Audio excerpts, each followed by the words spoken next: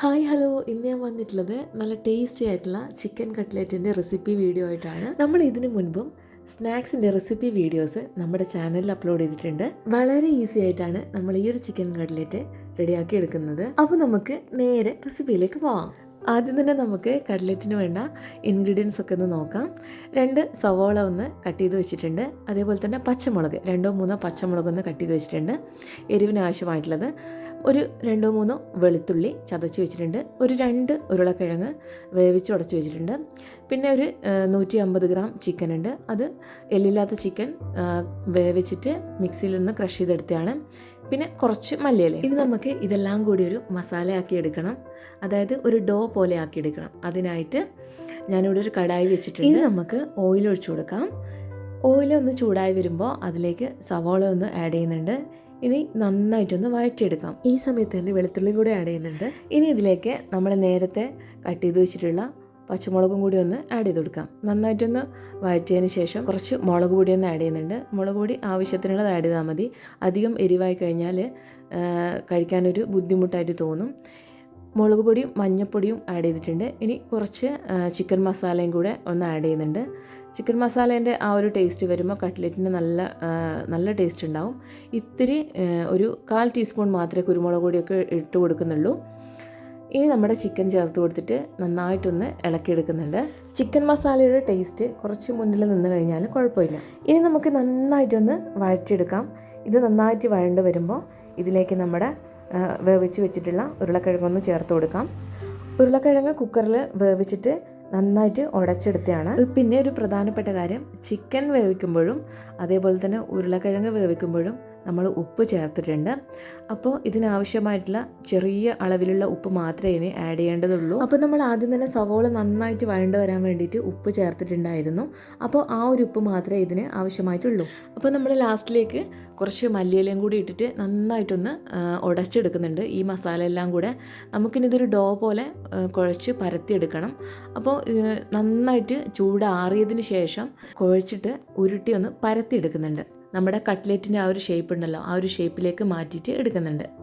ഇനി നമ്മുടെ കട്ട്ലേറ്റ് ഒന്ന് ഫ്രൈ ചെയ്യണം. അതിനായിട്ട് 2 തവണ കോട്ട് ചെയ്യണം ഈ ഒരു മസാല. അപ്പോൾ നമുക്ക് 2 മുട്ട ഒന്ന് പൊട്ടിച്ചൊഴിച്ചു കൊടുത്തിട്ടുണ്ട്. അതിലേക്കൊന്ന് ഡിപ്പ് ചെയ്ത് ഇനി കുറച്ച് ബ്രെഡ് ക്രംസും കൂടെ എടുത്തിട്ടുണ്ട്. അതിലേക്കും കൂടി ഒന്ന് കോട്ട് ചെയ്തിട്ട് വേണം നമുക്ക് മാറ്റി വെക്കാൻ. ഇതേപോലെ നമുക്ക് ഓരോന്നോരോന്നായിട്ട് ചെയ്തെടുക്കാം. പൊട്ടിപ്പോവാണ്ട് നമുക്ക് നന്നായിട്ട് ഇതൊന്ന് കോട്ട് ചെയ്ത് കിട്ടണം. നമുക്ക് പൊട്ടിപ്പോവാണ്ട് കിട്ടണമെങ്കിൽ നമ്മൾ തയ്യാറാക്കുന്ന ആ ഒരു മസാല ആ ഒരു ഉരുളക്കിഴങ്ങൊക്കെ കൂടെ നന്നായിട്ട് കുഴച്ചെടുക്കണം. അപ്പോഴേ നമുക്ക് നല്ല കറക്റ്റ് ഷേപ്പിലും അതേപോലെ നമുക്ക് കിട്ടുള്ളൂ. ഇനി നമ്മളൊരു കടായി വെച്ച് കൊടുത്തിട്ടുണ്ട്. അതിലേക്ക് ഓയിൽ ഒഴിച്ചിട്ട് നന്നായിട്ടൊന്ന് ചൂടാകുമ്പോൾ ഇനി ഓരോന്നോരോന്നായിട്ട് നമ്മൾ നേരത്തെ തയ്യാറാക്കി വെച്ചിട്ടുള്ള കട്ട്ലേറ്റ് ഒന്ന് ഫ്രൈ ചെയ്തെടുക്കാം. ഇനി അധികം കുക്കാവാനൊന്നുമില്ല. നമ്മളൊരു മീഡിയം ഫ്ലെയിമിലിട്ടിട്ട് ഒന്ന് 2 സൈഡും ഒന്ന് ബ്രൗൺ കളർ ആകുമ്പോൾ ഫ്രൈ ചെയ്ത് കോരി മാറ്റാം. കട്ട്ലറ്റുകളിൽ ഏറ്റവും ടേസ്റ്റി ആയിട്ടുള്ള കട്ട്ലറ്റ് ചിക്കൻ കട്ട്ലറ്റ് ആണെന്ന് തോന്നിയിട്ടുണ്ട്. അധികം എരിവില്ലാത്തത് കൊണ്ട് തന്നെ കുട്ടികൾക്കൊക്കെ കഴിക്കാൻ നല്ല ഇഷ്ടമായിരിക്കും. ആ സവാളേൻ്റെ ഒക്കെ ചെറിയൊരു മധുരവും എല്ലാം കൂടെ വരുമ്പോൾ നല്ല ടേസ്റ്റി ആയിട്ടുള്ള ഒരു കട്ട്ലറ്റ് തന്നെയാണിത്. എല്ലാവരും ഒന്ന് ട്രൈ ചെയ്ത് നോക്കണം. നല്ല ഈസി ആയിട്ടാണ് നമ്മളിത് ഉണ്ടാക്കിയിട്ടുള്ളത്. മീഡിയം ഫ്ലെയിമിലിട്ടിട്ട് വേണം നമുക്കിത് ഫ്രൈ ചെയ്തെടുക്കാൻ. ഒരുപാടങ്ങ് കരിഞ്ഞു പോകരുത്, ഫ്ലെയിം കൂട്ടി വെക്കരുത്. 2 സവാളയും 2 ഉരുളക്കിഴങ്ങും കുറച്ച് ചിക്കൻ്റെ പീസും കൂടി ഉണ്ടെങ്കിൽ നമുക്ക് ഈസി ആയിട്ട് ചിക്കൻ കട്ട്ലറ്റ് റെഡിയാക്കി എടുക്കാം. ഒരുപാട് മസാലപ്പൊടിയോ കാര്യങ്ങളോ ഒന്നും വേണ്ട. ചിക്കൻ ഫ്രൈ ചെയ്തിട്ട് വേണമെങ്കിലും നമുക്ക് ചിക്കൻ കട്ട്ലറ്റ് ഉണ്ടാക്കാവുന്നതാണ്. ചിക്കൻ ഫ്രൈ ചെയ്തിട്ട് ചിക്കൻ കട്ട്ലറ്റ് ഉണ്ടാക്കുമ്പോൾ ചിക്കനിലേക്ക് ഉപ്പ്, മഞ്ഞൾപ്പൊടി, മുളക് പൊടിയും ചേർത്ത് നന്നായിട്ടൊന്ന് മാരിനേറ്റ് ചെയ്ത് വെക്കാം. അതിനുശേഷം നന്നായിട്ടൊന്ന് ഫ്രൈ ചെയ്തെടുക്കാം.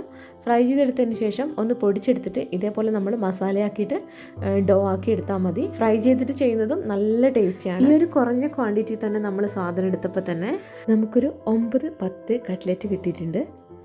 ചിക്കൻ വെച്ചിട്ടുള്ള ഏത് സ്നാക്സ് ആണെങ്കിലും നല്ല ടേസ്റ്റിയാണ്. ഇതിനു മുൻപ് എഗ്ഗ് വെച്ചിട്ട് കട്ട്ലറ്റ് ഉണ്ടാക്കിയിട്ടുണ്ടായിരുന്നു. അതും നല്ല ടേസ്റ്റി ആയിരുന്നു. നല്ല ചൂടോടെ നല്ല ക്രിസ്പി ആയിട്ട് കഴിക്കുമ്പോഴാണ് നമുക്ക് കട്ട്ലറ്റിൻ്റെ ടേസ്റ്റ് കറക്റ്റ് നമുക്ക് മനസ്സിലാവുന്നത്. ഇതുണ്ടാക്കി ഒരു 10 മിനിറ്റ് കഴിയുമ്പോഴത്തേക്കും പാത്രം കാലിയായി. അങ്ങനത്തെ അവസ്ഥയായിരുന്നു. അത്രയ്ക്ക് ടേസ്റ്റായിരുന്നു ഈ ഒരു ചിക്കൻ കട്ട്ലറ്റ്. നമുക്കിത് വേണമെങ്കിൽ വെറുതെ കഴിക്കാം. അല്ലാതെ ടൊമാറ്റോ സോസിലൊന്ന് ഡിപ്പ് ചെയ്ത് കഴിക്കുവാണെങ്കിൽ അപാര ടേസ്റ്റ് ആയിരിക്കും. അന്നുണ്ടാക്കി കഴിച്ച ആ ഒരു ഫീൽ ഇപ്പോഴും എൻ്റെ നാവിലുണ്ട്. നിങ്ങൾക്ക് ഇഷ്ടപ്പെട്ട ഒരു സ്നാക്സിൻ്റെ ഒരു പേര് നിങ്ങൾ കമൻറ്റ് ചെയ്യണേ. ഈ ഒരു മുരിഞ്ഞ കട്ട്ലറ്റിൻ്റെ വീഡിയോ എല്ലാവർക്കും ഇഷ്ടപ്പെട്ടിട്ടുണ്ടെങ്കിൽ എന്തായാലും ഒന്ന് ട്രൈ ചെയ്ത് നോക്കിക്കോ. സപ്പോർട്ട് ചെയ്യാൻ മറക്കരുത്. അപ്പോൾ നമുക്ക് കട്ട്ലറ്റിൻ്റെ ക്രിസ്പിനെസ് ഒന്ന് നോക്കിയാലോ. ഫോർക്ക് വെച്ചിട്ടൊന്ന് വരിഞ്ഞു കൊടുക്കുന്നതാണ്. അടുത്ത നല്ലൊരു വീഡിയോ ആയിട്ട് കാണാം. Thanks for watching.